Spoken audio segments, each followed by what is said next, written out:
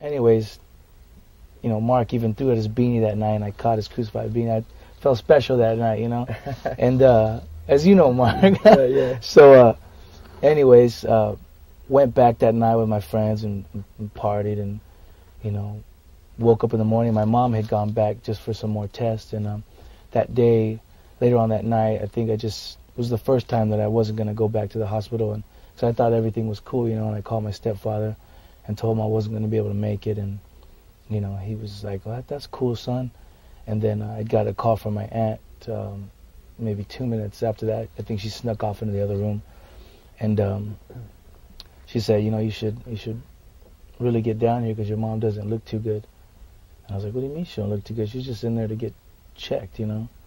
And they said, "No, she's not looking good. You need to get down there right away." So I went down there, and you know, I remember walking in, and you know, just that look in her eyes, you know, she was shaking, and you know, she was happy to see me, you know. And it must have been about a week, you know, that she would go and be with the Lord. But I sat there every day and I watched her, and you know, I watched pastors come in and sing worship songs with her, and I really desired, you know, what she had in her heart, and you know, I wanted her to go peacefully.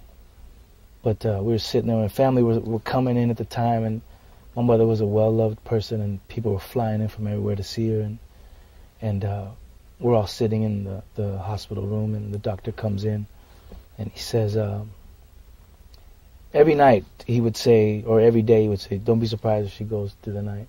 Don't be surprised if you know, she doesn't make it through the day." And so we were expecting it, you know, but even he was kind of shocked that she had been holding on so long, and at this point she couldn't speak, or you know, she was just pretty much there. She could hear us, you know. And he said it's not a medical condition, but we call it around the hospital, it's called mother's heart. And he said the heart is what keeps you alive no matter what. The heart will continue to pump blood and to keep your body living. And he said she won't go because she just doesn't want to let go, basically, of her kids, you know, and that's and leave the ones that she loves, leave behind the ones she loves. At that moment, that's when I really felt that, you know, God was speaking to me, and I remember the conversation we had, and when she pulled me aside, and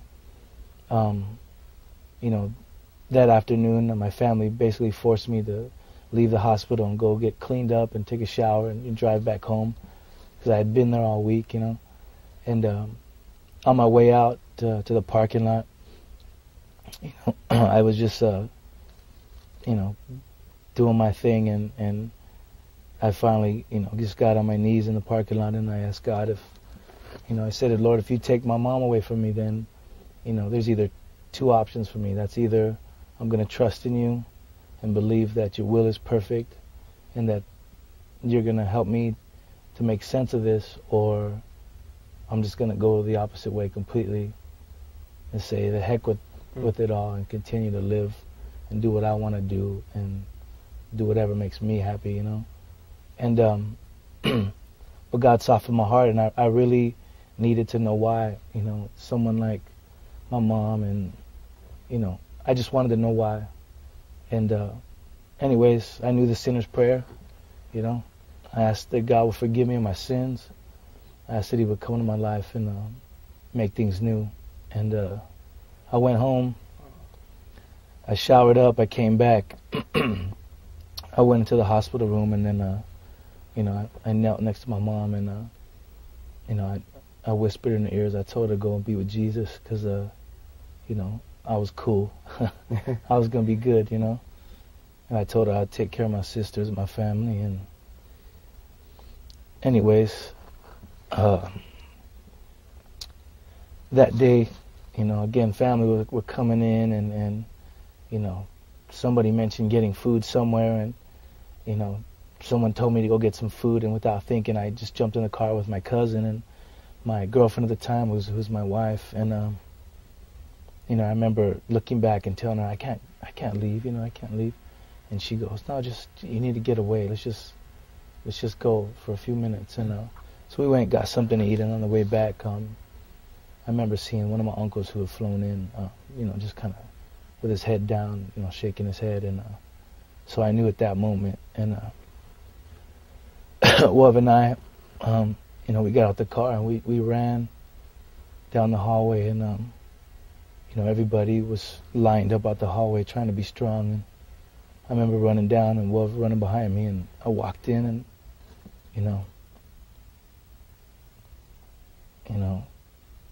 I just knelt down next to her,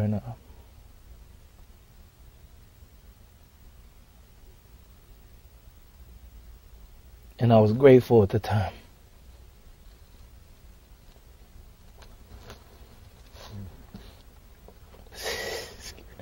I did this last time. Good, bro. I was grateful at the time because I'd only been saved for a short moment, but God was already faithful.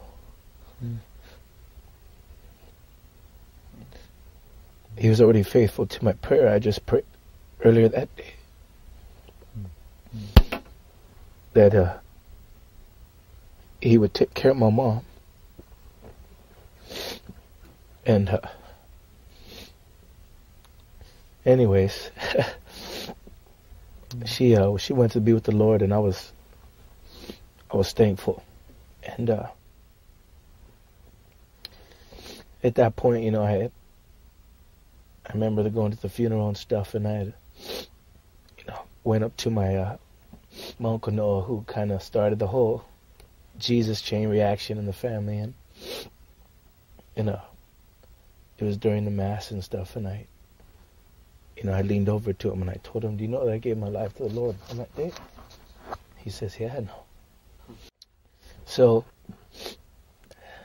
my cousin Wov at that time was in a band, and they were playing local shows and stuff, and I knew that they were believers, and I'd watch them at these clubs and these shows, and I'd watch them play their music just as loud and as crazy as everybody else, but there was something different about them, and that's because they were believers, and they necessarily didn't say much, but everybody knew that they were Christians, and they were, like I said, just as loud and as crazy as everybody else on the stages they shared or in the parties they played. And at that time, my cousin had asked me if I wanted to join his band.